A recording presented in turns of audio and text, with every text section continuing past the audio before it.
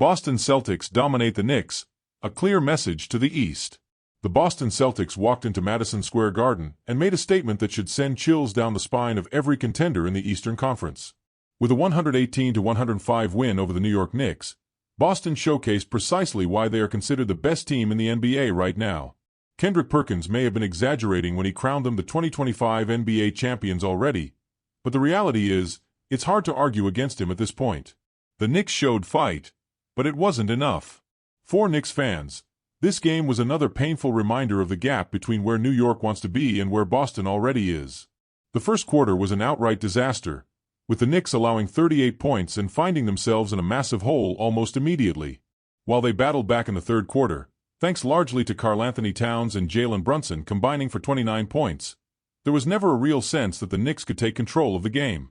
Stephen A. Smith, always passionate about the Knicks, tried to find a silver lining by praising the team for showing fight, especially in the third quarter. He noted that this was the closest any team had come to Boston in recent weeks, and that the Knicks have struggled this season against elite Eastern Conference teams. But at this point in the season, moral victories mean little. The Knicks are supposed to be contenders, not just a team that fights hard in a loss. The Celtics are just on another level. Boston's depth, defensive cohesion, and elite star power were on full display. Jason Tatum was dominant, setting the tone early with 10 first-quarter points. The Celtics' defense was suffocating, forcing the Knicks into bad shots and limiting their three-point opportunities. Kristaps Porzingis, Drew Holiday, and Derek White all contributed in their usual ways, with their defensive versatility making life miserable for New York's offense. The Celtics' ability to turn up their defensive intensity at will is what separates them from the rest of the league. Perkins put it simply, there are levels to this. And right now, the Celtics are on a different level than the Knicks and most of the East. The Knicks' major issues are clear. What's most concerning for the Knicks is that this game highlighted all of their biggest flaws. Their defense has been inconsistent all season, and their struggles were obvious against Boston. At times, it looked like New York had no defensive plan at all. Open shots for Boston were a regular occurrence, and even casual fans watching could tell that one team was executing at a championship level while the other was just trying to stay afloat. Josh Hart was seen on the bench during a timeout, clearly frustrated, saying, "We have to do everything better." That about sums up where the Knicks stand right now. The addition of Mikal Bridges was supposed to elevate their defense, but it hasn't happened. Meanwhile, the Knicks are struggling to shoot the three at a high enough clip to compensate.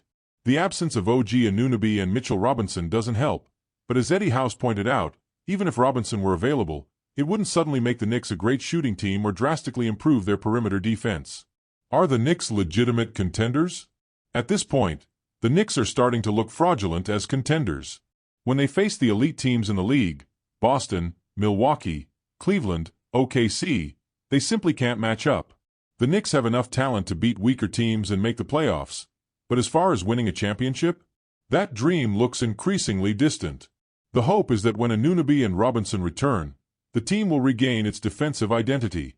But even then, as multiple analysts pointed out during the broadcast, the Knicks' problems run deeper than just injuries. They are an offensively inconsistent team that relies too heavily on Jalen Brunson, and their defense is far from elite. The Celtics have no real threat in the East. Boston, on the other hand, looks unbeatable. Stephen A. Smith still believes the Cleveland Cavaliers could push them to 7 games in a playoff series, but even he had to admit that the Celtics are the clear favorites in the East. The Bucks? Not good enough defensively.